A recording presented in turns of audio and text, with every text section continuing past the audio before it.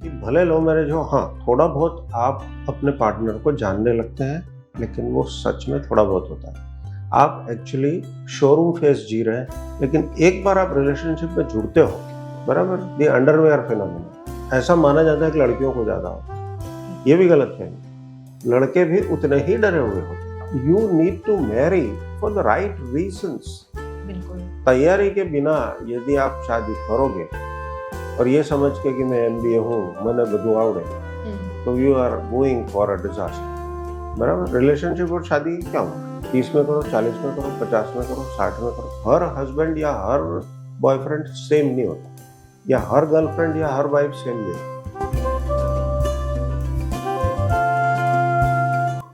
कहते हैं कि शादी का बंधन इस दुनिया में सबसे पवित्र बंधन है। जब भी हमारे घर में शादी ब्याह का माहौल होता है तो हर कोई इतना ज्यादा एक्साइटेड होता है, अपनी अपनी तैयारियों में जुटा होता है। लेकिन जिनकी शादी हो रही होती है उनकी क्या कश्मकश होती है, इसके बारे में बहुत कम लोग जानते हैं। भले लव मैरिज हो या अरेंज मैरिज हो, लेकिन शादी से पहले कई सारी चीजें हमारे मन में, हमारे दिमाग में चलती हैं। और जाहिर सी बात है, किसी भी नई शुरुआत से पहले हम सभी को एक नर्वसनेस जरूर फील होती है। तो फिर शादी, जो कि लाइफ टाइम का एक कमिटमेंट है, तो उससे पहले आपको थोड़ी कश्मकश, थोड़ी नर्वसनेस तो बहुत नॉर्मल सी बात है। लेकिन कभी कभी लोग ज्यादा डर जाते हैं। कई बार शादी के बाद में भी कई सारे प्रॉब्लम्स होते हैं, और आज की जनरेशन के प्रॉब्लम्स थोड़े और बढ़ गए हैं, ऐसा नजर आता है। तो आज हम बात करने जा रहे हैं शादी ब्याह और रिश्ते नातों के बारे में। जो आजकल के रिलेशनशिप्स हैं, जो आजकल की वेडिंग एंजाइटी, एक टर्म बहुत ज्यादा सुनने में आ रहा है। तो क्या है ये वेडिंग एंजाइटी, और साथ साथ कैसे जो कमिटमेंट इश्यूज लोगों को होते हैं, रिलेशनशिप इश्यूज लोगों को होते हैं, उससे दूर हुआ जाए और कैसे अपने आप को शांत रखा जाए, इसके बारे में आज हम करने जा रहे हैं एक खास चर्चा डॉक्टर मुकेश त्रिवेदी जी के साथ में, जो कि एक सेक्सोलॉजिस्ट हैं और he is an expert in marital relationships. इसके साथ साथ वो स्ट्रेस मैनेजमेंट स्पेशलिस्ट भी हैं और साइकोथेरेपिस्ट भी हैं। तो आज हम सबसे पहले स्वागत करते हैं डॉक्टर मुकेश त्रिवेदी जी का। बहुत बहुत स्वागत है सर हमारे BNM TV में। Thank you very much, and I thank BNM TV for inviting me and giving a talk on such an important subject. So इस सब्जेक्ट पे जो पहला आपने सबसे पहले प्रश्न आपकी बातों में ही रख दिया कि वेडिंग एंजाइटी जो शब्द आपका है। नाउ वेडिंग एंजाइटी जैसा एक्चुअली देखा जाए तो एंजाइटी शब्द ही गलत है जी। ऐसा नहीं है कि वो शब्द अवेलेबल नहीं है, और वो एक बीमारी का इंडिकेशन देता है। शादी तो आनंद का विषय है, जिंदगी का विषय है, उसको बीमारी का नाम क्यों दिया गया?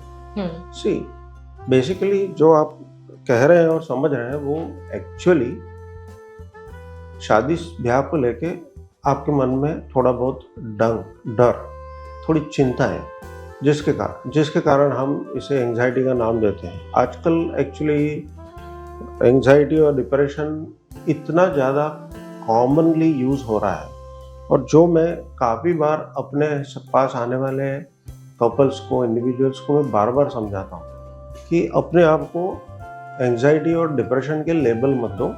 आपको सिर्फ सैडनेस है, आप सिर्फ डरे हुए हो, उसके अलावा दूसरा कुछ नहीं है। तो उसके लिए न तो दवा खाने की ज़रूरत है, न हिचकिचाहट की ज़रूरत है, खुल के बात करने की ज़रूरत है। डर, चिंता, वो क्या है?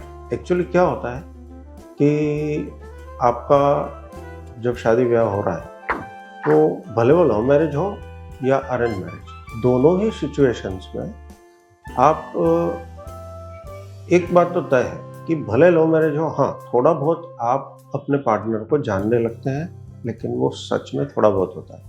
आप एक्चुअली शोरूम फेस जी रहे हैं। एक्चुअली जब आप गोडाउन में जाएंगे तब एग्जैक्ट चीज़ें आपको पता चलेगी। So godown face is absolutely different. और मान लीजिए आप शादी से पहले भले रिलेशनशिप में ना हो और आप सिंपल डेटिंग कर रहे हो just before you are engaged and getting married, तो उस दरमियान भी जो कुछ होता है वो सब शोरूम है। आप एक दूसरे को वो दिखा रहे हो जो आपका बेस्ट है।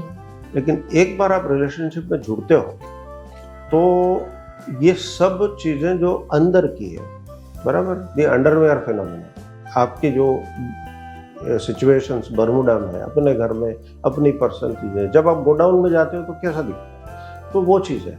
तो आप जो जिन चीज़ों से यहाँ आपको डर पैदा होता है, वो हस्बैंड कैसा होगा, इंटीमेट रिलेशनशिप या सेक्सुअल रिलेशनशिप कैसी होगी, अदर रिलेशनशिप कैसे होंगे, सास के साथ कैसा होगा, ससुर के साथ कैसा होगा, साला साली है, मतलब mother in law, father in law, sister in law, brother in law.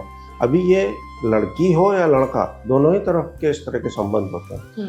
Usually इस तरह का डर ऐसा माना जाता है कि लड़कियों को ज़्यादा होता है। ये भी गलत है, लड़के भी उतने ही डरे हुए होते हैं।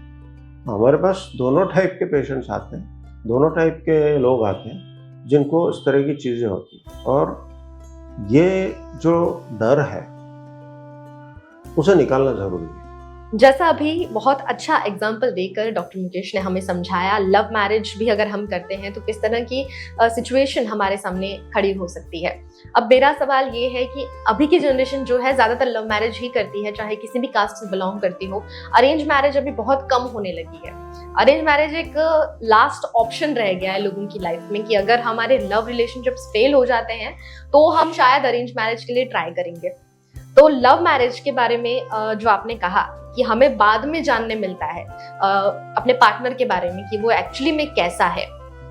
अभी कई सारे रिलेशनशिप्स में भी कई सारे इश्यूज आ रहे हैं, तो क्या इश्यूज आपकी नजर में सबसे ज्यादा कॉमन इश्यूज सामने आए हैं जिसकी वजह से जो लव रिलेशनशिप्स हैं वो बिगड़ते नजर आते हैं, डाइवोर्स तक की सिचुएशंस कई बार आ जाती हैं, तो वो क्या कॉमन प्रॉब्लम्स हैं और क्या सॉल्यूशन उसके हमें लाने चाहिए?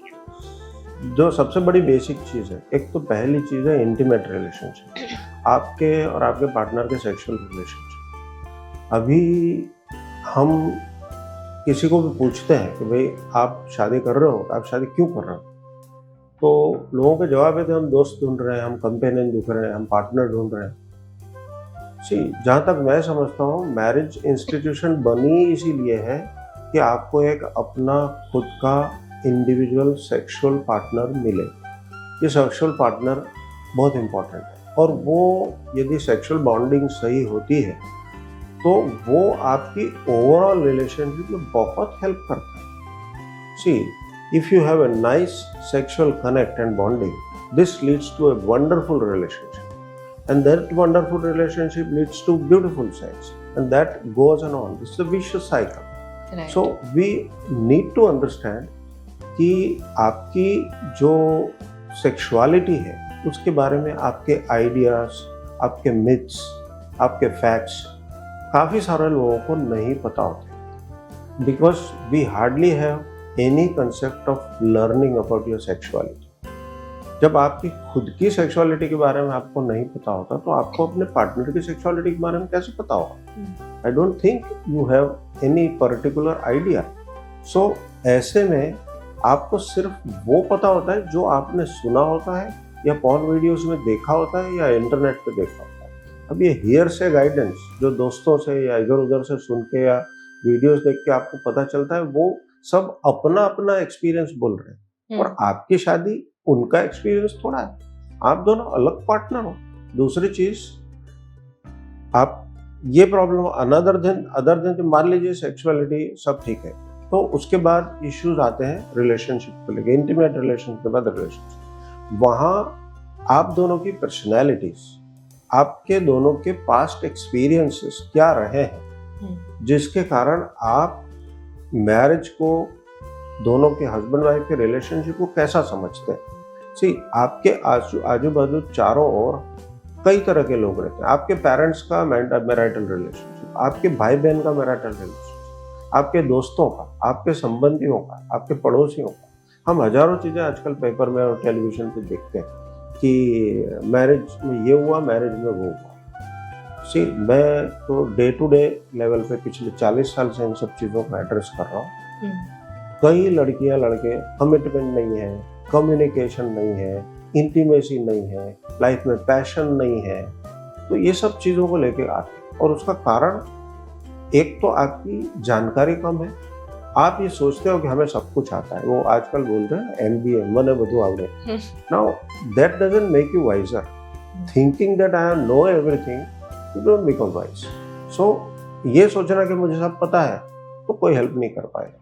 आपको हमेशा एक तो proper learning about the relationship you are going into, intimate as well as otherwise relationship. एक मदर इन लॉ क्या होती है, एक सिस्टर इन लॉ क्या होती है, एक ब्रदर इन लॉ क्या होता है, एक फादर इन लॉ क्या होता है, ये सब चीज़ों को, रिलेशनशिप को समझना होगा। सी, आप जो अपने आसपास देख रहे हैं उसमें से न तो कोई आपका हस्बैंड है, न तो कोई आपकी वाइफ है। आपकी जो शादी होने वाली है या होगी या हो गई है, वो वही लोग हैं, वही व्यक्ति है जिसको आपने चूज किया है। बहुत बार इन सब रिलेशनशिप में क्या होता है कि आप बाय फोर्स शादी कर लेते हैं कि पापा बोल रहे हैं, मम्मी बोल रही है, या आपको लग रहा है मेरी उम्र हो रही तो आप किसी से शादी कर लें।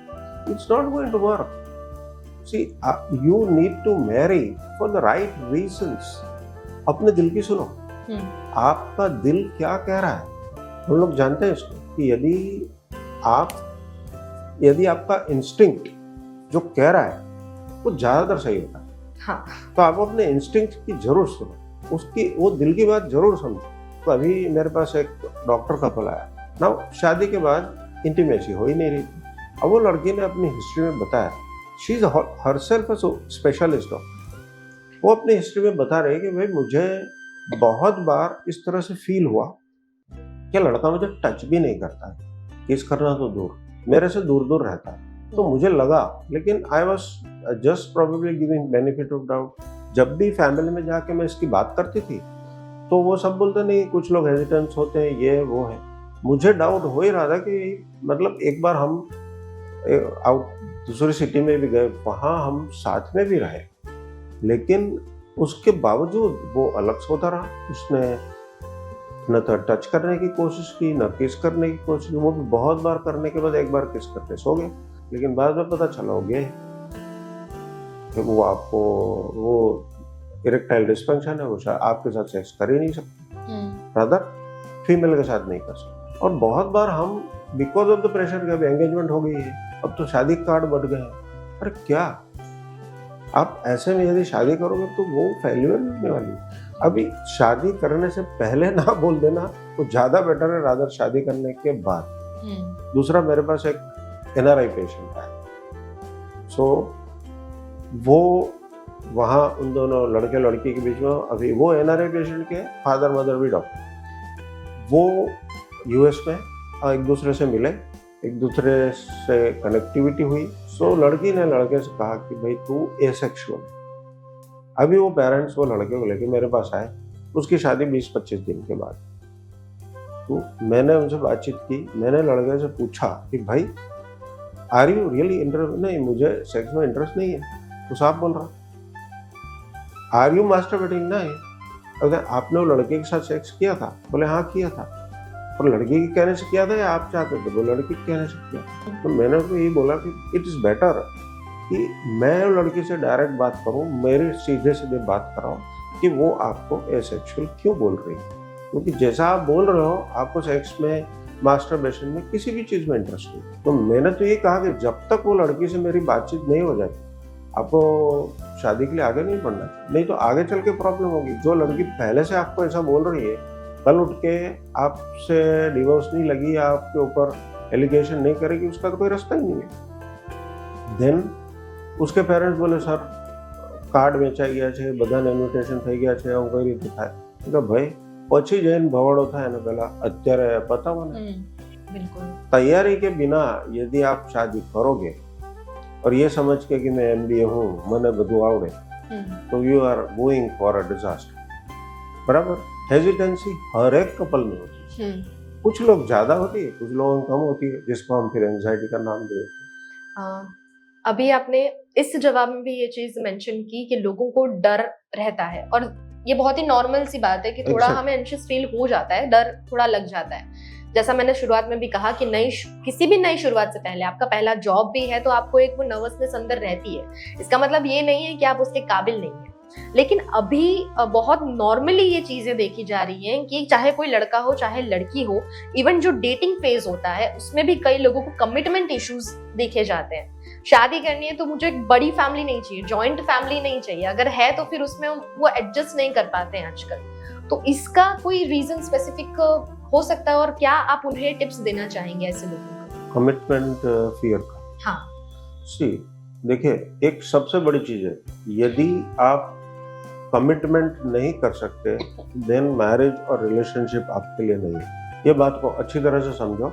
यदि कमिटेड नहीं हो आप, तो आप समझ लो कि you are going for a failure. अभी आप कमिटमेंट नहीं करते हो, उसके पीछे आप, इसका मतलब ये है कि आप कहीं ना कहीं श्योर नहीं हो, या आपका कहीं और रिलेशनशिप भी चल रहा है और आपको टाइमिंग कर, तो कमिटमेंट तो बहुत जरूरी है। और ये सब चीज़ों के पीछे भी जब आप डेटिंग कर रहे हो या आप मान लीजिए आप रिलेशनशिप में हो, तो कहीं ना कहीं आपने अपनी लाइफ में या तो खुद या लोगों को एक्सपीरियंस करते हुए देखा है, मैरिटल लाइफ के लिए या सेक्सुअल लाइफ, तो उन सब चीज़ों में जो आपने एक्सपीरियंस किया है वो अलग चीज़ें हैं और आपकी लाइफ और आपकी मैरिज अलग चीज़ है। अब एक आखिरी सवाल से आज की इस चर्चा को हम खत्म करेंगे। एक चीज डॉक्टर ने कही थी कि कई बार हम इसलिए भी शादी कर लेते हैं क्योंकि अब हमारी उम्र हो गई है या और ज्यादा उम्र ना हो जाए, इस वजह से हम शादी के बंधन में बंधने का फैसला कर लेते हैं। लेकिन कहीं ना कहीं जो इच्छा मन से होनी चाहिए कि नहीं अब मुझे सेटल होना है, वो ज्यादा बड़ा रीजन नहीं होता है हमारी लाइफ में। और अभी काफी ये देखा जाता है कि करियर की वजह से हमारी एज बढ़ती जाती है। मोस्टली 25 तो हमें डिग्रीज हासिल करते करते हो ही जाती है। तो उसके बाद में हम सोचते हैं कि अब थोड़ा सा करियर में हम अपना कुछ नाम बना ले, उसके बाद हम शादी करेंगे। और ऐसा करते करते कई लोगों की उम्र थोड़ी ज्यादा हो जाती है। तो क्या एक परफेक्ट एज ऐसा कुछ होता है शादी के बंधन में बंधने के लिए? मेरे हिसाब से यदि आप चाइल्ड बर्थ के बारे में नहीं सोच रहे तो एक दूसरे से रिलेशनशिप, शादी किसी भी उम्र में हो सकती है। अच्छा, बराबर। रिलेशनशिप और शादी की क्या उम्र, 30 में करो, 40 में करो, 50 में करो, 60 में करो, कोई प्रॉब्लम नहीं। दो लोगों के दिल मिलने चाहिए, बराबर। आपका दिल हाँ बोलना चाहिए, उसका दिल हाँ बोलना चाहिए। लेकिन यदि आप बच्चे के बारे में सोच रहे हो, आपको दोनों की रिलेशनशिप में से बच्चा या बच्चे चाहिए, तो फिर लड़कियों की उम्र 35 साल से अधिक होगी तो फिर उनको चाइल्ड बर्थ के इश्यूज आने वाले हैं। इंटरनेशनली आपने शायद सुना होगा, काफ़ी सारे लोग एग प्रिजर्व करते हैं, काफ़ी सारे लोग सीमन प्रिजर्व करते हैं, ताकि लेट एज हो जाए और बच्चे पैदा करने हो तो वो IVF या आर्टिफिशियल इंसेमिनेशन और इन सब चीज़ों से या सरोगेसी यूज करके आप बच्चा पैदा कर सकें। लेकिन अगेन, यंग एज में या राइट एज में मैरिज करना, आप मैरिज एंजॉय करना चाहते हो, खास तौर पे इंटीमेट रिलेशनशिप, सेक्सुअल रिलेशनशिप, जो एक ब्यूटीफुल चीज़ है, उसके आगे पीछे भी बहुत फियर जुड़ा हुआ है। कई सारे लोगों को जो पता है वो इनफ नहीं है, लर्निंग जरूरी है। आप सीखो, समझो, फिर करो। आपको यदि क्वालिटी चाहिए, आपको लाइफ की वैल्यू आप करते हो, तो फिर आप शादी किसी उम्र करो, लेकिन जो 30s में जो सेक्स होगा वो 40s में नहीं होगा, 40s वाला 50s में नहीं होगा, 50s वाला 60s में नहीं होगा। There are people who continue even the 70s। So लोग सेक्सुअल रिलेशनशिप का तो फ्लेक्सिबल है, इंडिविजुअल पे, कपल पे डिपेंड करता है। बहुत बहुत शुक्रिया हमारे दर्शकों तक ये सारी जानकारियां पहुंचाने के लिए। और मुझे लगता है कि ये सारे सवाल हर किसी के मन में आजकल चलते ही हैं। जितने भी एडल्ट हुड में जो लोग हैं, जो शादी के बंधन में बंधने जा रहे हैं, उन सभी के मन में जो सवाल होते हैं उसके जवाब पहुंचाने की हमने एक छोटी सी कोशिश VNM TV के द्वारा की है। अब मैं चाहूंगी कि आखिर में अगर आप कुछ हमारे दर्शकों को कहना चाहें तो। VNM TV को मैं थैंक्स बोलते हुए कुछ स्पेशल चीज़ें बताना चाहता हूँ। तो उसमें I mean there is ABC of relationship और ABC ऑफ मैरिज। सबसे पहली चीज अवेयरनेस। नाउ अवेयरनेस में क्या है, आपकी आंखें खोल के रखो। इसका मतलब सिर्फ आंखों से देखना नहीं, मैं विजन की बात कर रहा हूँ। आप अवेयर रहो कि आपके आसपास क्या हो रहा है। आप इस बात से अवेयर रहो कि आप अपने आप को समझते हो या नहीं, आप अपने आप को कितना जानते हो या नहीं, आपके बैक में माइंडसेट में स्टिग्मास है, मिथ्स है, उसे दूर करो, अपने आप को प्रिपेयर करो। देखिए, रिलेशनशिप आपका सबसे पहले खुद से होता है। उस रिलेशनशिप को क्वालिटी करना सबसे पहले जरूरी, और उसके लिए आपको यदि नहीं समझ आ रही है तो इधर उधर रिश्तेदारों से, मदर फादर से, भाई बहन से और दोस्तों से पूछने के बजाय या इंटरनेट खंगालने से इट्स बेटर कि आप एक्सपर्ट से मिलो। एक्सपर्ट से आपको आपके हिसाब से आपको क्या अनुकूल है वो जवाब मिलेगा।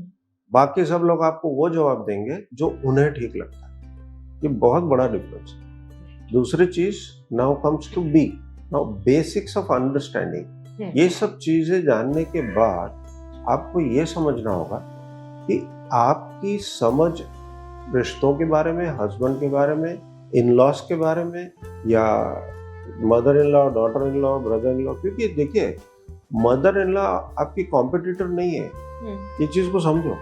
इवन मदर इन लॉज को ये समझना चाहिए कि वो डॉटर इन लॉ से कॉम्पीट ना करे।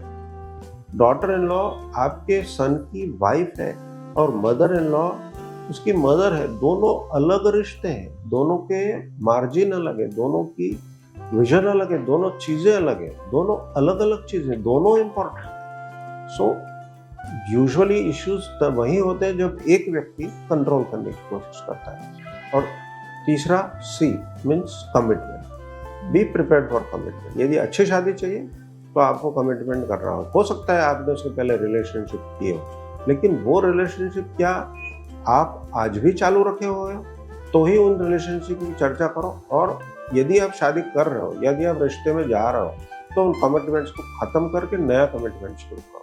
क्योंकि आजकल लेट एज में शादियां होती है तो रिलेशनशिप्स पॉसिबल है, प्रीवियस रिलेशनशिप होते ही है, पास्ट होता ही है, और उसका जो भी एक्सपीरियंस हो उसको सॉर्ट आउट करो। क्योंकि हर हस्बैंड या हर बॉयफ्रेंड सेम नहीं होता, या हर गर्लफ्रेंड या हर वाइफ सेम नहीं। और कमिटमेंट के साथ आपको साथ में डिटर्मिनेशन चाहिए। You should be determined to create a wonderful relationship. Learning learning learning.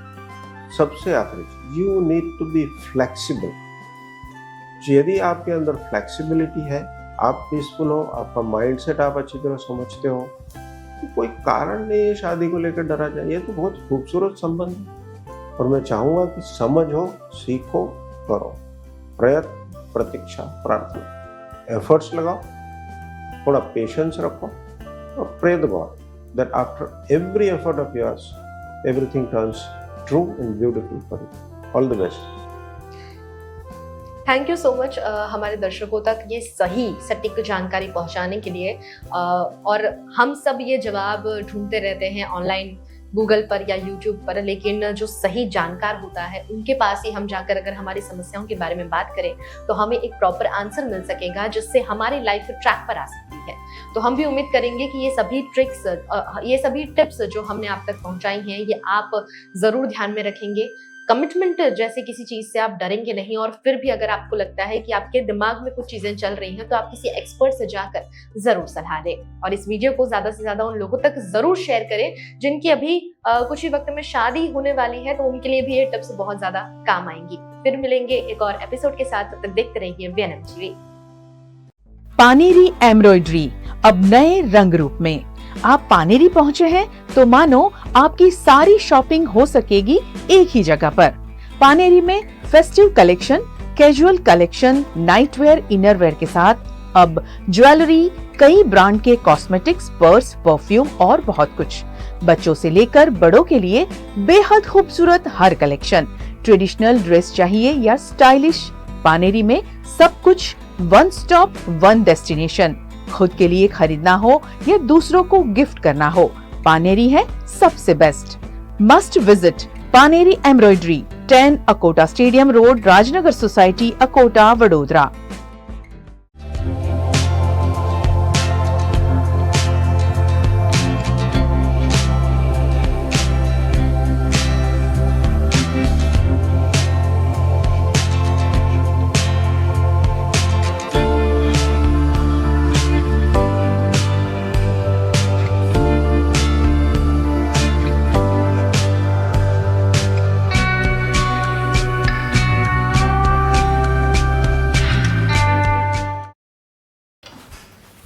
ठीक से साफ करो, ऊपर ऊपर से नहीं। BLDC मतलब बोरिंग लुकिंग, इसको साफ करके क्या फायदा? इतनी बेइज्जती। Switch to RR Signature Designer BLDC fans, जो बोरिंग लुकिंग नहीं, वेरी स्टाइलिश लुकिंग है।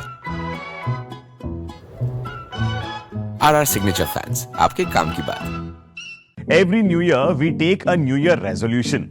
New year resolution का मतलब होता है upgrading your life, which means upgrading your lifestyle and upgrading your living space. And that is why the best choice is Trilogy by Courtyard.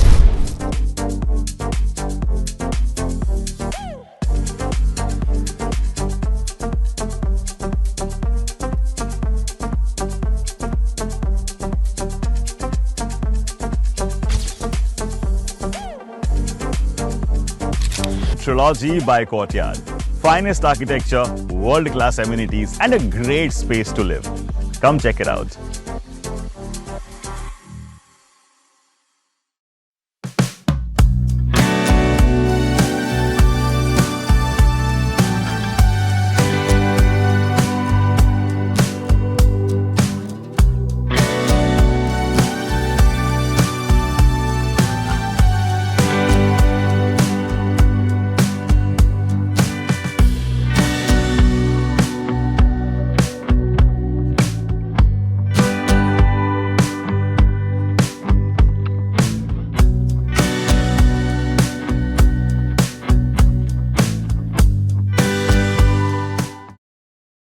Bharat ले रहा है electric अंगड़ाई। क्यों ना हम साथ चले, साथ चले, साथ बढ़े, साथ बढ़े, देश मेरे, देश मेरे। देश को ले जाए नई दिशा की ओर।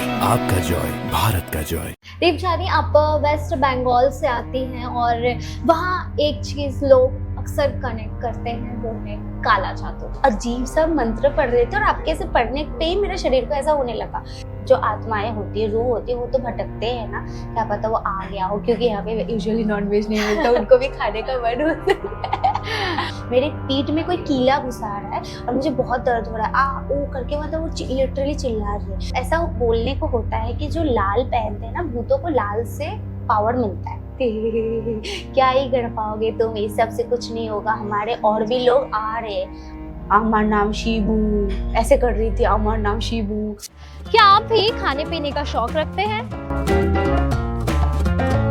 अगर मैं कहूँ आप इस शौक को प्रोफेशन में बदल सकते हैं, तो आप क्या कहेंगे?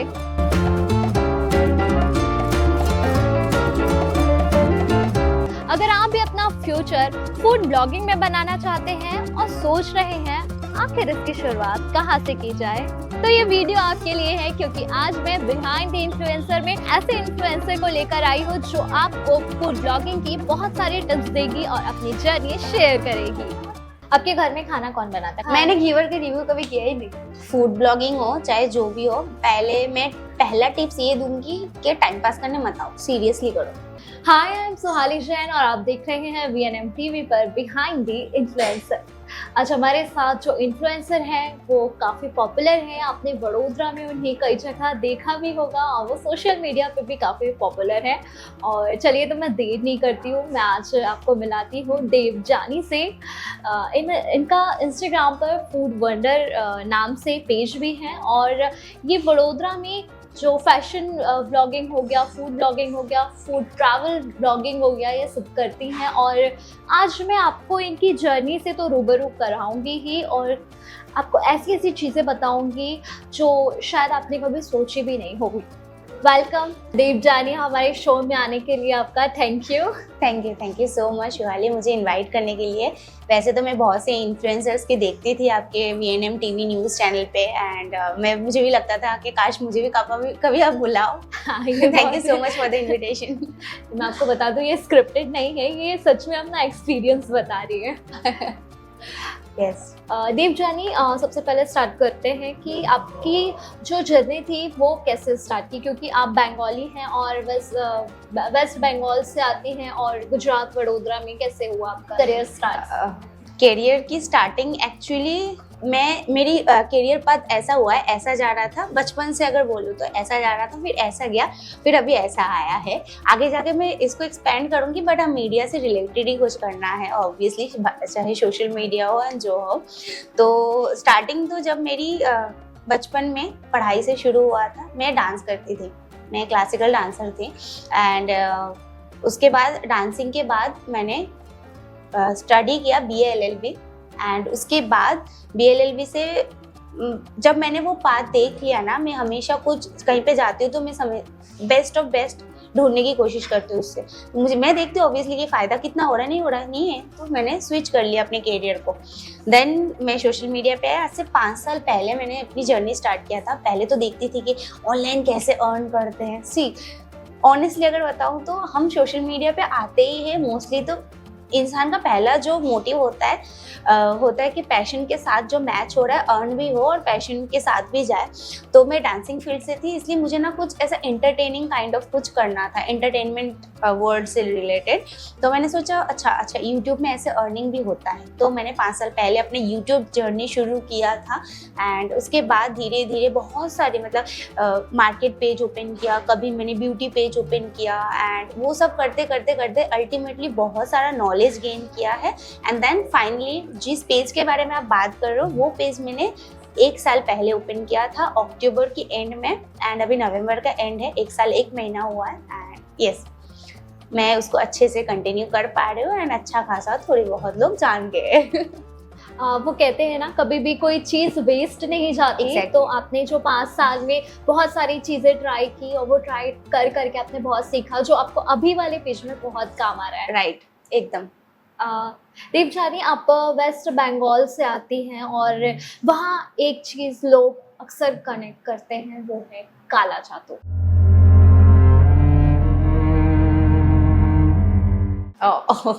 तो आप इसके बारे में क्या बोलना चाहिए? क्योंकि वैसे तो सिर्फ वेस्ट बंगाल में नहीं, हर लोग हर जगह हर स्टेट के लोग इस चीज़ को मानते, तो लेकिन इसमें आपके हिसाब से कितनी सच्चाई है? राइट, आपने जो बात बोला ये बात बहुत सही है। सब लोग वेस्ट बंगाल वाले या बंगाली को ही बदनाम करके रखा है। मैं सोशल मीडिया पे देखती हूँ कोई काला जादू से रिलेटेड होता है तो कमेंट मोस्टली बंगालियों पे ही वो किया जाता है, उंगली उठाई जाती है कि अच्छा ये पक्का बंगाली होंगे। ऐसा कुछ मैंने बहुत देखा है। इनफैक्ट मैंने भी बहुत सारे कमेंट्स स्टार्टिंग में मैं जब ग्रो कर रही थी ना, तो क्या होता है ना, आपके फैंस से ज़्यादा ना हेटर्स पैदा हो जाता है। आपको पता भी नहीं होता है कहाँ से क्यों हेट कर रहा है। मुझे वो जानता भी नहीं पर्सनली, बट स्टिल उसको नहीं पसंद कहीं से, या फिर ऐसा भी हो सकता है कि बाहर से आए और वडोदरा में अपना नाम कर रहे हैं, ऐसा भी हो सकता है।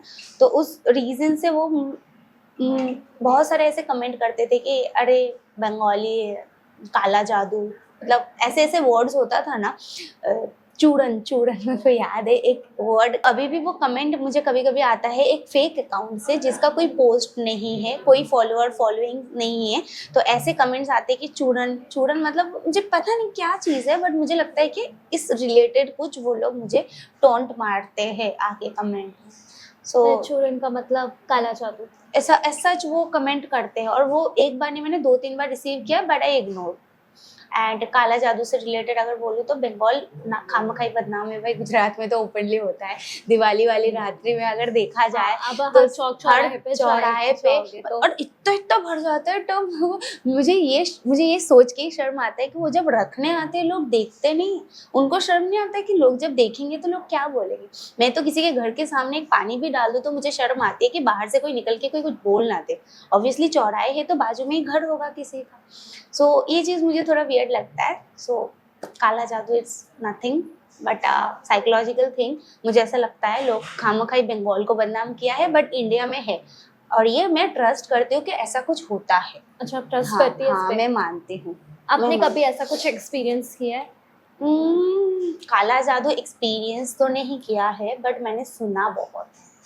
आपके रिलेटिव्स में या फिर आपके मैंने रिलेटिव्स में सुना है, घरों को टूटते हुए भी देखा। जब टूट गया तो बोलते हैं कि ऐसे इसलिए हुआ, वैसा उसलिए हुआ, but I never trusted like this कि ऐसा प्रॉपर हो सकता है। बट मैं ना वही कंफ्यूजन में हूँ कि शायद हुआ होगा, बट जिस चीज़ को मैं आंखों से सामने से नहीं देख पा रही उस चीज़ को मैं ब्लेम नहीं कर सकती, राइट। और उस चीज़ के ऊपर पूरा कॉन्फिडेंटली बोल भी नहीं सकती कि इसने ऐसा किया, इसने या फिर ऐसा करवाया। तो वो मुझे बहुत फाइटिंग वाला सीन लगता है कि तुम बिना मतलब के लड़ रहे हो और बोल रहे हो कि कोई कर रहा है। जैसे मेरे कमेंट सेक्शन में आके लोग बोलते हैं बंगाली मतलब काला जादू करती है, और तुमने मुझे कुछ नहीं करते हुए देखा है, राइट? मेरा ऐसा बैकग्राउंड में भी सच कुछ नहीं आएगा, तो कैसे? तो वही चीज़ में कोई अगर मेरे ऊपर उंगली उठा रहा है, जैसे मुझे सोच आ रही है, तो ऐसे लोग भी तो है ना जो उंगली उठाते दूसरों के ऊपर, उनको भी सोच आता होगा कि कैसे उंगली उठा रहे यार, मैं तो बल्कि कुछ किया ही नहीं, बट ऐसा सुना है। ये ठीक है। वैसे इस चीज़ पे अगर मैं अपनी राय रखना चाहूँ तो मैं नहीं मानती काला जादू। ओके। पर जो मानते हैं, जिनके साथ एक्सपीरियंस हुआ है वो मानते हैं, लेकिन मैंने कभी एक्सपीरियंस नहीं किया, तो मैंने काला ऐसा मेरा जादू तो एक्सपीरियंस नहीं किया है, वो सुना है, बट हॉरर काफ़ी चीज़ें एक्सपीरियंस किया है। वो तो मैं कोई बोले ना नहीं मानती तो मैं क्या बोलूँगी। तो आपने वो वेस्ट बंगाल में एक्सपीरियंस किया कि यहीं पे? यहाँ पे भी एक्सपीरियंस किया है भाई, हॉरर। हाँ यहाँ पे भी एक्सपीरियंस किया, अपने घर पे एक्सपीरियंस किया है। और ऐसा ये आप स्टोरी बता सकते हैं हमें? हाँ, जो मतलब बंगाल में तो एक्सपीरियंस किया है, बहुत बड़ी बड़ी कहानी एक्सपीरियंस किया। ऑल्सो मैंने मेरे पापा से भी सुना है, और मेरे पापा ने एक्सपीरियंस किया है बहुत सारी कहानी मतलब स्टोरीज, रियल स्टोरीज। तो यहाँ पे जो एक्सपीरियंस हुआ था, जैसे कि सबको भी पता है कि मैं बंगाली हूँ और मुझे फ़िश खाने की बहुत वो होती है, क्रेविंग होती है। तो मुझे याद है यहाँ पे मैं आने के बाद मैंने एक ही बार फ़िश मंगवाया था, और वो फ़िश ना मैंने रख दिया था। मतलब फ़िश मंगवा के शायद मैंने अपने डॉग के लिए मंगवाया था, और वो मैंने रात भर रखा। मुझे उसको सुबह खिलाना था, ठीक है। मुझे ऐसा फ़ील हुआ, क्योंकि नॉर्मल डेज़ पे ये सब कुछ नहीं होता है उस घर में जहाँ पे हम लोग रहते थे ना पहले। कुछ ऐसा कुछ फ़ील नहीं किया रात, क्योंकि हम लोगों का शूटिंग चलता है, कभी रात को 1 बजे घर आते हैं, कभी 2 बजे आते हैं ना। उस एरिया में कोई ऐसा डरावना कुछ है ना घर में था। बट उस दिन हमें ऐसा फील हुआ ना, शुभम लाइक मेरे हस्बैंड जो है, ही वाज लाइक कि मुझे पकड़ के ऐसे हाथ रख के सो रहे थे, और उनका जो सर था ना वो मेरे कान के पास था, और मैं ऐसे सीधी लेटी थी, और वो ऐसे मुझे पकड़ के सो रहे थे। तो उनका जो मेरे कान के पास उनका मुंह था। वो सो गए मेरे से आधा घंटा पहले। मैं फ़ोन यूज़ करके मैं सोने वाली थी, सो गई थी, शायद 10-15 मिनट हुआ था। तो मैं देख रहा हूँ लिटरली वो ना मेरे कान में कुछ मंत्र पढ़ रहे हैं, कुछ पढ़ रहे हैं, पता नहीं वो क्या हुआ था उनको। और वो कुछ बड़बड़ कर रहे हैं, और जैसे वो कर रहे हैं ना, मेरे शरीर ऐसे सुन हो रहा है। अभी भी मेरे को रोंगटे खड़े हो रहे, मेरे शरीर सुन हो रहा था। और मेरे को जब भी ऐसा कुछ फील होता है ना, जैसे लगता है मेरी बॉडी मेरे कंट्रोल में नहीं है, मैं हाथ नहीं हिला सकती, मैं उठ नहीं पा रही हूँ। हाँ, ऐसा फील हो रहा है, मैं उठ नहीं पा रही हूँ, जम गया है, और ऊपर से मंत्र भी तो बोले जा रहा है। तो तब मेरे को हनुमान चालीसा मैं मन में बोलना शुरू की। स्टार्ट हुआ, फिर जैसे ऐसे पैरों से उठा था, हेवी होने लगा था बॉडी, वैसे ही चालीसा जैसे ही पड़ी, मेरे ऐसे बॉडी फिर से हल्का होने लगा। बीच तक चालीसा हुआ ही था, तब तक पूरा खत्म हो गया। मैंने ऐसे देखा भी कि सब नॉर्मल कि नहीं। मैंने देखा भाई वो तो सही है। फिर मैंने सुबह उठ के पूछा कि कल रात को आपको कुछ हुआ था, कोई सपना देख रहे थे, कुछ बोल रहे थे? बोला सच तो मैंने बोला कुछ अजीब सा मंत्र पढ़ रहे थे, और आपके ऐसे पढ़ने पे ही मेरे शरीर को ऐसा होने लगा। तो वो बहुत एक हॉरर एक्सपीरियंस मुझे फील हुआ, क्योंकि ऐसा कुछ नहीं। तो उसके बाद आपको आपके हस्बैंड के बगल में सोने से डर नहीं लगता यार, क्योंकि वो चीज़ मुझे ऐसा लगा कि मैंने शायद फिश लाई थी, और ऐसा बोलते हैं ना रात को फिश में, तो वो हमारे बंगालियों में भी है, रात को हम लोग नॉनवेज वगैरह नहीं लाते, तो मैं रात को ले आई थी ना। ऐसा हो सकता है कि कोई मतलब जो आत्माएं होती है, रूह होती है, वो तो भटकते हैं ना, क्या पता वो आ गया हो, क्योंकि यहाँ पे यूजुअली नॉनवेज नहीं मिलता, उनको भी खाने का मन हो सकता है। हाँ। तो आ गए और ऐसा हुआ। तो ये था मेरे एक्सपीरियंस हॉरर में। ये थोड़ा फनी था, और इससे तो बहुत खतरनाक। मैंने कोलकाता में मेरी एक फ्रेंड थी, जब मैं क्लास 9 में पढ़ती थी, एंड उस टाइम पे वो क्लास 11 में पढ़ती थी। मेरी फ्रेंड की दीदी थी, और वो दिल्ली में रहती थी, ठीक है। वो अपने नानी घर दिल्ली में रहती थी, और वो बंगाल से थी। उसका भी इंटरकास्ट उसके मम्मी पापा का हुआ था, इस वजह से वो नॉन बंगाली में। और उसको पता नहीं बैम्बू क्या होता है, वो कभी बैम्बू नहीं देखी शायद। तो वो किसी शादी में आई थी, मैं उसी शादी में इनवाइटेड थी, उसकी कजिन की शादी थी, वो आई थी, और उसने ऐसा सुनने को मिला कि उसने किसी चीज़ के ऊपर पैर वैर रख दिया, या टॉयलेट ऐसा कुछ गाँव एरिया था, कहीं पे गए थे शादी में, और टॉयलेट सच बना हुआ नहीं था, और उसने किया, और तो उसको भूत पकड़ लिया, और क्या खतरनाक सीन था, मतलब क्या बोलूं उसको। रात में ही बस में जब हम लोग आ रहे थे ना, जो दूल्हे का बस होता है, शादी करवाने के बाद हम लोग लौट आते लड़की वाले घर में, तो जब लड़के वाले, क्योंकि लड़का सुबह लेके आएगा दुल्हन को, सुबह होने के बाद, तो रात को लड़के वाले अपने घर पे लौट ही आते। जब हम आ रहे थे बस में ही उसको कुछ प्रॉब्लम होना शुरू हो गया शरीर में, उसको वॉमिट होने लगा, तो डॉक्टर को ऐसे नॉर्मल लगा, सबको गैस वैस हो गया होगा, शादी का माहौल है, कुछ ऐसा खा पी लिया होगा, तकलीफ हो रही होगी। तो जब वो हॉस्पिटल गई तो हॉस्पिटल में डॉक्टर को भी नहीं समझ आ रहा है कि वो ऐसा क्यों करे, वो छटपटा रही है लिटरली। तो डॉक्टर को नहीं पता, सुबह होती उसकी जो भी ब्लड प्रेशर थी, जो भी था, वो सब नॉर्मल हो गया एंड उसको रात का कुछ याद नहीं। अब सुबह आ रही है दुल्हन, जैसे ही दुल्हन घर में एंट्री की वैसे ही उसका शुरू हो गया। तो घर जाके रूम में छुप गई और बोल रही है वो दोनों बच्चे आ गए, फिर से दोनों बच्चे आ गए, मतलब दुल्हन के बाजू में 2 बच्चे हैं जिसके हाथ नहीं है, वो ऐसा बोल रही थी। आप स्टोरी सुनाया, मेरे भी हो रहे वो दोनों बच्चों के हाथ नहीं थे। तो वो हमारे में क्या होता है, शादी आज हुआ, एक दिन होता है काल रात्रि बोलते हैं, हाँ। बीच में नहीं होता है कुछ, वो से दुल्हन आती है, बस घर वाले मिलते हैं, फिर नेक्स्ट दिन होता है रिसेप्शन। तो वो रिसेप्शन वाले दिन आते आते लड़की को बहुत बार अटैक काइंड ऑफ आया कि मम्मी मुझे ना कोई मार रहा है, कि पीठ, मतलब वो अपनी मम्मी को बोल रही है मेरे पीठ में कोई कीला घुसा रहा है और मुझे बहुत दर्द हो रहा है, आ ओ करके, मतलब वो लिटरली चिल्ला रही है।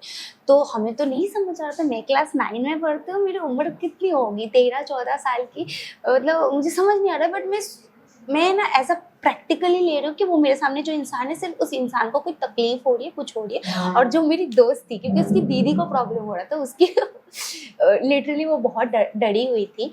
और वो रात को काला रात्रि वाला जो रात था, काल रात्रि, उस रात को उसको किसी तरह सुलाया गया बजरंगबली जी का हनुमान चालीसा वगैरह पढ़ के। एंड देन नेक्स्ट दिन से उसको ऐसा हुआ कि मेरे को लाल पहनना है, सबको ऐसे वो बोल रही है लाल पहनो। जब कोई लाल नहीं पहन रहा है तो ऐसा बोलने को होता है कि जो लाल पहनते हैं ना, भूतों को लाल से पावर मिलता है, रेड से उनको पावर मिलता है, ऐसा मैंने भी बहुत जगहों पे सुना है। तो वो ऐसा बोल रही थी ना लाल पहना, तो जब कोई नहीं पहना ना, और मेरा जो रिसेप्शन का सलवार सूट था ना वो रेड था, और जब उसने मुझे देखा ना, वैसे लड़की है ना वो, तो ऐसे सब एक साथ शादी वाले माहौल में चेंज करके जब मैं आई ना, तो उसने ऐसा बोला ठीक है, अब उसको किसी ने बोल के गया कि अब उसको कुछ पहनने की रेड की ज़रूरत नहीं है क्योंकि मैंने पहन लिया है, तो वो उसी को देख के ले लेगी। फिर वो रिसेप्शन में नहीं जा पाई अपनी कज़िन की, रिसेप्शन अपने घर में ही हो रहा था, बहुत बड़ा एरिया था वहाँ पे, पर वो घर के ऊपर वाले फ्लोर में लिटरली रूम में बंद करके, और उसको कोई ठीक करने के लिए ऐसा कुछ आया था, जैसे बोलते कि मच्छी जिसमें काटते हैं ना, उसको लोहे को अगर रख दो बेड के नीचे तो भूत भाग जाते। और वो ऐसे हंस रही थी क्या ही कर पाओगे तुम, ये सब से कुछ नहीं होगा, हमारे और भी लोग आ रहे। कैसे आ रहे हैं, उस लड़की की जो बारात, मतलब लड़की की शादी हुई, रिसेप्शन में अब मायके वाले आएंगे ना, लड़की की मायके वाले लड़के के घर पे आते हैं, तोत्तो लेके आते हैं, हमारे में ऐसा होता है। तो वो तोत्तो लेके आ रही थी और बोल रही थी बस में ऐसे बहुत से ऐसे उनके स्पिरिट्स आ रहे, और कभी वो लड़के के वॉइस में बात कर रही है, कभी वो लड़की के वॉइस में बात कर रही है, और ऐसे कर रही। तो मैंने बोला मेरे को अभी भी रोंगटे खड़े हो रहे हो, तो बोले तेरा नाम क्या है, तो ऐसे क्यों कर रही है, मौमिता, उसका नाम मौमिता था, बोला तेरा नाम क्या है, अमर नाम शिबू, ऐसे कर रही थी, अमर नाम शिबू, मतलब अलग अलग बंगाली नाम ले रही थी। फिर कभी पियाली बोल रही थी, क्या करती हो, मैं डॉक्टर हूँ, मैं मतलब मेरे एक्सीडेंट में मौत जान गई है, ऐसे दो तीन उसके अंदर स्प्लिट पर्सनैलिटीज दिखने को मिली थी। तो वो भी कम उम्र की लड़की थी, बहुत ऐसा सच कुछ वो बनावटी नहीं कर सकती थी, राइट, किसी चीज़ को पाने के लिए वो नहीं कर सकती। तो उस चीज़ से मुझे लगा कि भाई कुछ तो गड़बड़ है, बहुत खतरनाक गड़बड़ है।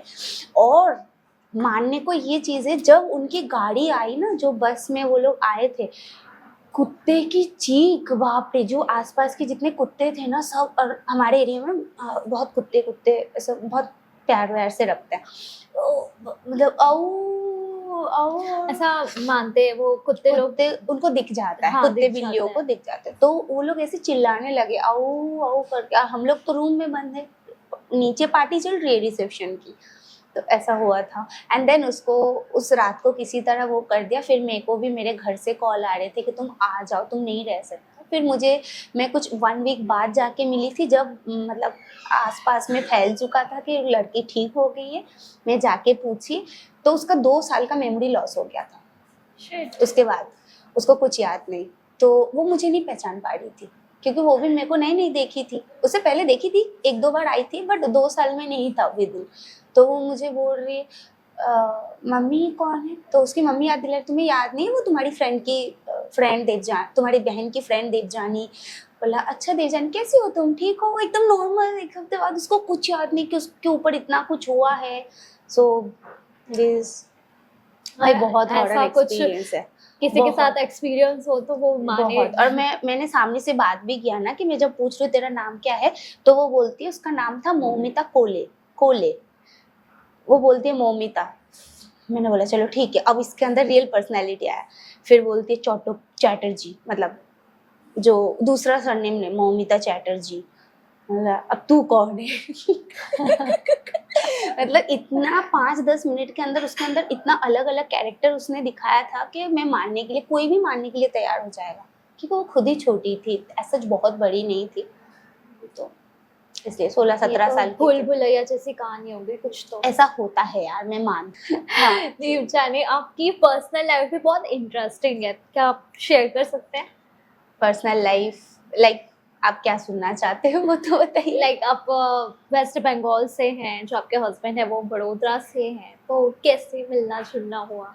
तो हम लोग एक्चुअली मिले थे हैदराबाद में, एंड 7 साल पहले मिले थे हैदराबाद में रामोजी फिल्म सिटी में। तो मैं डांस करती थी एंड वो भी डांसर ही थे। सो हम लोग एज अ प्रोफेशनल डांसर मिले थे रामोजी फिल्म सिटी में। तो देन वहाँ से मुलाकात हुई एंड देन बात आगे बढ़ी, दोस्ती हुई। फिर घर पे बोला, शादी हो गई। शादी वॉज नॉट मतलब कि ऐसे नॉर्मल सिचुएशन पे नहीं हुआ, बहुत अतरंगी सिचुएशन पे हुआ है। एंड अभी शादी को 5 साल हो गया, बट अभी भी हम लोग एकदम हनीमून वाले पीरियड में। अच्छा, जब ब्लॉगिंग करती है तो आपके हस्बैंड भी आपके साथ रहते हैं? यस, दोनों जन मिलके दोनों जन हम लोग मिलके ही करते हैं। ओके। आपके घर में खाना कौन बनाता है? मतलब ऐसा होता है ना जस्ट कि लड़कियां हैं तो खाना बनाएंगे, ये ऐसा बहुत है आपके इंटरेस्टिंग यहाँ पे? क्वेश्चन पूछा। ऑब्वियसली क्योंकि मेरे हस्बैंड जो है वडोदरा में रहते हैं एंड तो उनका जो मेन बेस्ड है वो यूपी से है। एंड यूपी बिहार की जो रहन सहन है ना, वो गुजराती लोग भी कनेक्ट नहीं हो पाएंगे, मुझे ऐसा लगता है, और हम बंगालीज भी नहीं हो पाएंगे। हमारे में पूरा फ्रीडम दिया जाता है, लड़का हो या लड़की हो, फुल फ्रीडम से वो लोग रहते हैं। बट जो यूपी के लोग होते हैं, यूपी या मध्य प्रदेश भी मैं बोल सकती हूँ, एमपी साइड में, वो लाइक घूंघट करना, साड़ी पहन के बहुत रहना, मान्यता है ये वहाँ सब पे। की सब पर्दा बोल सकते हैं। पर्दा बंगाली में भी है, वेस्ट बंगाल बहुत बड़ा है, गांव साइड में है, बट जो मॉडर्न लाइफ जीने लगे हैं वो लोग नहीं मानते। और मैं ऐसे ही परवरिश में जी हूँ कि मैं ये सब नहीं करती। तो धीरे धीरे मेरी सोच वैसी है कि मैं अगर दाल बनाऊँ तो तुम सब्जी बनाओ, मैं अगर रोटी बना रही हूँ तो तुम सब्जी बनाओ, मिलके खाएंगे। इक्वलिटी। हाँ, और ऐसा नहीं कि सिर्फ मैं खाना बनाने पे भी करती हूँ, जो हाउस एक्सपेंसेस वगैरह होते हैं उसमें भी मैं हेल्प करती हूँ। जैसे वो भी मेरे किचन में शायद पूरा कभी कभी 50-50 नहीं कर पाए, कभी मैं 80 कर देती हूँ, वो 20% कर देते हैं, या फिर कभी वो 80 कर देते हैं, मैं 20% करती हूँ। वैसा ही हाउस हेल्प मतलब खर्चे का भी है, कभी मैं कर देती हूँ, चाहे बाहर का हो चाहे घर का हो, दोनों मिलके करते हैं। मैंने बोले शादी वही एक पार्टनरशिप है, मिलके करने की चीज है। ऐसा नहीं कि तुम्हें यही करना है, फिक्स्ड है। वो तो पुराने लोग करते थे यार, अभी तो हम लोग समझते हैं कि एक रिश्ते को आगे हेल्दी कैसे रखना है। नॉट ओनली कि ये कुछ जवानी तक, बुढ़ापे में कैसे हेल्दी रखे, अपने बच्चे हो या उनके बच्चे हो तो उनको भी कैसे सीख दे, करेक्ट वे में ले जाए, तो ये भी मैटर करता है। पहले हम सही से जिएंगे तभी उनको सही से सिखा पाएंगे कि हाँ ऐसे ऐसे जियो, वरना मैं भी अपने मम्मी की या सास की कॉपी बन जाऊंगी ना, मुझे ऐसा लगता है। क्योंकि मेरी माँ हो या सास हो, उनकी सोच थोड़ी पुरानी है, दोनों की ही मैं बोल रहा हूँ, क्योंकि ऑब्वियसली वो लोग अपनी सास को फॉलो करते आ रहे, और मैं नहीं चाहती कि मैं अपनी माँ या सास को फॉलो करूँ। मैं चाहती हूँ मैं ऐसी अलग कुछ बनूँ कि हाँ चलो वो लोग, भला मैं माँ न बन पाऊँ अपने बहू की, बट कोशिश करूँगी कि उसको एज अ मेंबर तो बना लो घर की। अभी से आपने सास बनने की बहुत कुछ सोच के रखा है। हाँ, सोच लिया। मैं बहुत पहले से बहुत कुछ सोचती हूँ। अच्छा, आपको खाने में क्या पसंद है? लाइक आप बड़ोदरा गुजरात से हैं, तो आपको कैसा लगा गुजरात का जो क्विजीन है वो? गुजरात की क्यूजिन में मुझे काठियावाड़ी क्यूजिन बहुत अच्छा लगता है। जो गुजरात की एक्चुअल क्यूजिन है ना, जैसे अभी ठंड में मिलता है उबाड़ियू करके कुछ मिलता है, वो मुझे बहुत अच्छा लगता है। और ऐसे काठियावाड़ी, क्योंकि वो उसमें थोड़ा फ्लेवर होता है, मसाला ज़्यादा रहता है, तीखा तीखा होता है, तो वो मुझे ज़्यादा अच्छा लगता है। अच्छा, आप वेस्ट बंगाल से हैं। मैंने आपके लिए एक बहुत बढ़िया सा गेम करते हैं अपन, और आपको भी पसंद आएगा। वेस्ट बंगाल वाले ये तो मीठा खाने के बहुत शौकीन होते हैं। बहुत डिफरेंट मिठाई भी मिलता है जो कहीं और नहीं मिलता है। संदेश बोलते हैं उसको। संदेश। मैंने कुछ मिठाइयों के नाम लिखे हुए हैं, आपको बताना है कि वो मिठाई कौन से स्टेट से बिलोंग करती है। Okay, that would be difficult, क्योंकि मैं अपने एरिया का जानती हूँ, बाकी एरिया का देखते हैं। आपने ठेकुआ नाम सुना होगा। हाँ, वो कहाँ की मिठाई है? वो बिहार की है। चलो, एक पॉइंट। ये एक पॉइंट है। मोदक। मोदक मुंबई की है शायद। महाराष्ट्र। हाँ, गणेश जी को चढ़ाते हैं। मैसूर पाक आपने सुना होगा। मैसूर पाक काफी फेमस है, काफी लोगों को पसंद आती है। साउथ की है शायद। हाँ, और इसमें नाम में ही छुपा हुआ है आंसर। मैसूर। कर्नाटक। ओके। पेड़ा सुना होगा, पेंडा। हाँ, वो कहाँ से बिलोंग करता है? ओडिशा। आपके हस्बैंड कहाँ से हैं? यूपी। यूपी में बहुत फेमस है ये। ओके। घेवर सुना होगा। घेवर, हाँ, वो शायद राजस्थानी है ना। गुड। मैंने कभी नहीं खाया, पता है मेरे को। मैं जब से आई हूँ, मेरे सामने पहले रील आया था घेवर का एक ब्रांड का, और मेरे को तब से लेके आज तक मेरे को खाने को नहीं मिला, नसीब में नहीं हुआ। घेवर आपने जब रिव्यू किया होगा तब मैंने घेवर का रिव्यू कभी किया ही नहीं। सामने ही नहीं आया, कभी पाला ही नहीं वो पड़ा। मेरे कभी सामने ही नहीं आया। सामने आया तो मैं खुद पैसा देके मैं खाऊं और टेस्ट करूं, क्योंकि मुझे वो जो पकता है ना बहुत डिलीशियस लगता है, देखने में इंटरेस्टिंग होता है। उसको घी में डालते हैं। मुझे घी की चीजें बहुत अच्छी लगती है। पिन्नी सुना होगा आपने? पिन्नी सुना तो है, बट इसमें मैं बिल्कुल नहीं बोल सकती कहाँ की है। ये पंजाबियों का फेमस है। पिन्नी। यार कोई ऑप्शन दे देते तो शायद बोल पाती। रसगुल्ला। इसमें एक्चुअली कंट्रोवर्सी है।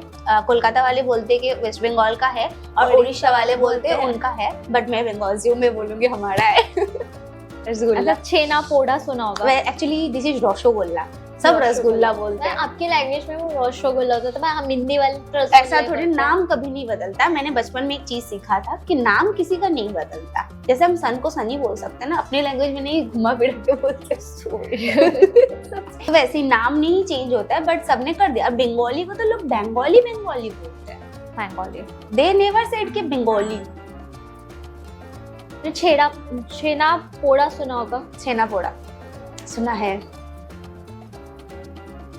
तो आपने कंट्रोवर्शियल बोला ना, ये वहाँ की फेमस है, ओडिशा। हाँ, छेना पोड़ा।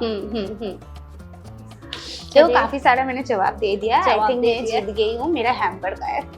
वो भी मिलेगा अभी रास्ते में। कॉफी पी लेते। Coffee P low. आपका फर्स्ट एक्सपीरियंस कैसा था व्लॉगिंग में बड़ोदरा में? दैट वाज गुड, क्योंकि मेरे से पहले मेरे हस्बैंड ने स्टार्ट किया फूड ब्लॉगिंग। तो मैं पहला जो ब्रांड का गई थी वो संतुष्टि का था। संतुष्टि अच्छा था। हाँ, रेस्टोरेंट में तो जाके मजा ही आता है। चैलेंजिंग लगता है थोड़ा स्ट्रीट साइड में, क्योंकि ओपनली बात करना होता है ना वहाँ पे जाके। और जो स्ट्रीट साइड में है ना, लोग देखते हैं खड़े होके लिटरली कि क्या करे। कैमरा लेके अगर कुछ करे तो वो देखते हैं, वो तो ताड़ते हैं जिसको बोलते हैं। तो रेस्टोरेंट में या शॉप में ऐसा कुछ फील नहीं होता है नॉर्मली। आपके साथ कभी ऐसा हुआ है कि आप कभी कुछ रिव्यू करने गए हो, उतना अच्छा खास टेस्ट हुआ नहीं हो, लेकिन आपको कुछ अच्छा बोलना हो? और नहीं, हाँ हुआ है, बट मैं एक चीज़ मैनेज करती हूँ। बट ब्रांड अगर ये वीडियो देखती तो मैं एक चीज़ मैनेज करती हूँ, जहाँ पे मुझे सच में अच्छा लगता है मैं बोलती हूँ कि बहुत बढ़िया है, रिकमेंडेड ये वो। जहाँ पे मुझे लगता है कि टेस्ट शायद खास नहीं है, बट मुझे इसको प्रमोट करना है, तो मैं यहाँ पे बोल सकती हूँ कि आप एक बार आके ट्राई कर सकते हो। सबकी टेस्ट बड्स डिफरेंट है, उसके बाद आप ट्राई करो, आप डिसाइड करो। तो ऐसा कोशिश करती हूँ सेफली जाने की, बट हो जाता है कभी कभी हमें भी बोलना ही पड़ता है, क्योंकि हमेशा याद नहीं रहता है ना कि सेफ में खेलना है। दीप जानी, अगर आपको मैं कहूँ कि आप अपनी पर्सनालिटी को एक डिश से कंपेयर कीजिए, तो आप अपने आप को कौन सी डिश बताओगे? आप फूड ब्लॉगर हैं, आपको खाने पीने का बहुत शौक होगा, तो किस फूड से कंपेयर करेंगे आप? जो फूड आपको आपकी पर्सनालिटी बता आई थिंक मेरी पर्सनालिटी बता सके, मैं मेरी पर्सनालिटी अगर डिस्क्राइब करूँ, हाँ मैं बंगाली हूँ ना, तो मैं रसगुल्ला ही बोलूँगी। रसगुल्ला ऐसे निचोड़ के खाया जाता है नहीं, उसका एक्चुअली निचोड़ के नहीं खाया जाता, वो जैसे होता है एज इट इज उठा के ऐसे गप कर लेना होता है। और हम जो ज्यादा डाइट फॉलो करते हैं वो तो रसगुल्ला को ऐसे मतलब नहीं, कुछ रसगुल्ला मींस इट रस रस ही भरी नहीं गुल्ला, होगा। हाँ, तो रस ही नहीं होगा तो मजा नहीं आएगा, तो मैं रसगुल्ला ही बोलूंगी क्योंकि मैं थोड़ी चबी चबी सी भी हूँ। अच्छा, हमारे बहुत सारे फॉलोअर्स हैं जो जिनका प्लान चल रहा है कि वो फूड ब्लॉगिंग करे, तो आप अपनी साइड से उन्हें क्या क्या टिप्स देना चाहेंगे? फूड ब्लॉगिंग हो चाहे जो भी हो, मैं पहला टिप्स ये दूंगी कि टाइम पास करने मत आओ, सीरियसली करो, एज अ जॉब लो। पहले होता था, लोगों को सीरियसनेस नहीं पता होता था कि अर्निंग होगी कि नहीं होगी, बट एज अ जॉब करो, भला पार्ट टाइम से शुरू करो, जॉब के साथ साथ शुरू करो। तो यही टिप्स है मेरा पहला टिप्स के सीरियस हो के आओ। एंड देन कुछ खास इक्विपमेंट की भी जरूरत नहीं होती है, सिर्फ फोन से ट्राई करो। अगर बाहर शूट कर, अंदर इंडोर में शूट करते हो तो चल जाएगा, एंड अगर आउटडोर में करते हो तो एक छोटा सा माइक आता है 700-600 रुपए का वायर वाला, देन आप उसको इक्विपमेंट को धीरे धीरे इंक्रीज कर सकते हो। अच्छा, मार्केट में आजकल बहुत सारे फेक पेजेस भी आ गए फूड ब्लॉगिंग के, तो आपका कहना क्या है इस पे? क्योंकि आजकल पेड प्रमोशन बहुत चल रहे हैं, कोई भी अपने आपको फेमस करने के लिए कुछ एजेंसीज होती है, उनसे कोलैब करते हैं, अपने फॉलोअर्स बढ़ा लेते हैं। पर वडोदरा में बहुत भर के है, बहुत, जैसे मैं खुद बिहाइंड द इन्फ्लुएंसर के लिए मुझे इन्फ्लुएंसर की जरूरत होती है, लेकिन उनको क्लासिफाई करना बहुत मुश्किल ऑर्गेनिक होता रीच है। वाले इन्फ्लुएंसर ढूंढना मुश्किल है एक्चुअल में। है काफी पुराने कुछ है, एक से आप कर भी चुके हो, वो काफी सही है। तो ऐसे पुराने जो कर रहे थे ना, 4-5 पेजेस है, सही है। अभी जो नए नए आ रहे हैं ना मार्केट में, वो ऐसा बहुत है जो जल्दी जल्दी नंबर्स गेन कर लेंगे, तो उनको ऐसा लगता है नंबर गेन कर लेंगे तो हमें वो चीज़ मिल जाएगा जो एज ए इन्फ्लुएंसर को मिलता है, वो नहीं मिलता है। क्योंकि तुम नंबर गेन करोगे, तुम्हारी जो अगली वीडियो होगी उसमें ना व्यूज आएगा ना एंगेजमेंट आएगी, और जब वो चीज़ नहीं आएंगी तब तुम्हें लोग पहचानेंगे कैसे? पर वो पता, मैंने खुद देखा, मतलब उन्हें पेड प्रमोशन भी मिल जाते हैं। हाँ, उन्हें इसलिए पेड प्रमोशन मिलता है। देखो, लोगों की 2 मोटिव होती है, खास करके लड़कियां बहुत है, मैं बता दूं, उनको ना कभी कभी वीडियोस भी चाहिए होता है कि कोई मुझे सिर्फ वीडियो बना दे, इसके पेज का रीच नहीं चाहिए मुझे, मैं इसको गूगल एड में चलाऊंगी, रन करूंगा या करूंगी तो मेरा बिजनेस वहां से आएगा। तो वो लोग करते हैं, किसी को इनसाइट्स देखना नहीं आता है, वो करता है। सो सेफेस्ट वे कि आप अगर किसी के साथ कोलैब करने का सोच रहे हो इन्फ्लुएंसर के साथ, फर्स्ट ऑफ ऑल आप उसकी इनसाइट देखो कि उसका ऑर्गेनिक रीच कितना है, व्यूज कितना आता है। एड से आता है तो इनसाइट में दिखता है कि ये एड चला के लाई है, मतलब ऐसा दिख जाता है, ओपन दिखता है। एक बार इनसाइट मांगोगे तो तुम्हें पूछने की जरूरत नहीं है कि आर यू ऑर्गेनिक क्रिएटर और you have the fake followers. So आप इनसाइट में सब दिख जाएगा, सिर्फ इनसाइट मंगवा लो इसकी। ऐसे मांगते हैं कि हमारे पास भी ब्रांड्स आते हैं ना, तो वो मांगते हैं, हम दे देते हैं। तो ये थी देवजानी बिहाइंड द इन्फ्लुएंसर में हमारे साथ जुड़ी और काफ़ी सारे अपने सीक्रेट्स बताए, और इनके सीक्रेट्स सुन के तो मेरे तो गूज़बम्प्स आने लग गए। आई थिंक आपको भी ऐसा हो रहा होगा। और उनकी जो स्टोरी है वो फेक नहीं है, उन्होंने खुद एक्सपीरियंस किया है, उसके बाद वो ऐसा बोल रही है कि हाँ, हॉरर चीज़ें भी होती हैं, और जो काला जादू है कहीं ना कहीं उन्होंने एक्सपीरियंस किया होगा, अपना एक्सपीरियंस वो आपके साथ शेयर किया है। और आप माने या ना माने, चीज़ें होती हो या ना होती हो, VNM TV इसकी पुष्टि तो नहीं करता, लेकिन हम किसी की भावनाओं को आहत भी नहीं करना चाहते। तो देवजानी, हमारे साथ जुड़ने के लिए आपका बहुत शुक्रिया। थैंक यू, अच्छा लगा मुझे, सच में मुझे भी बहुत अच्छा लगा आपसे बात करके, आप मेरे जैसे हो, मुझे भी बात करना बहुत पसंद है। आपको ये वीडियो पसंद आया हो तो इस वीडियो के नीचे कमेंट करके ज़रूर बताएं कि आप देवजानी की आगे की जो स्टोरीज हैं वो जानना चाहते हैं या नहीं, फिर हम मेरे फिर से इनवाइट करेंगे अपने इस शो में। सॉरी टू इंटरप्ट, मेरे पास बहुत हॉरर स्टोरीज है एंड मैरिड लाइफ की, मेरी पर्सनल लाइफ की बहुत स्टोरीज है, बचपन से लेके अभी तक की जर्नी की। 2-3 दिन लग जाएगा बैठे बैठे वीडियोस में। तो ऐसे ही इन्फ्लुएंसर्स की स्टोरी जानने के लिए आप देखते रहे मेरे साथ यानी सुहाली जैन के साथ बिहाइंड द इन्फ्लुएंसर, और हमारे VNM TV चैनल को फॉलो करना ना भूलें और सब्सक्राइब करें और इस वीडियो के नीचे कमेंट करें कि आपको हमारी ये स्टोरी कैसी लगी। Thank you.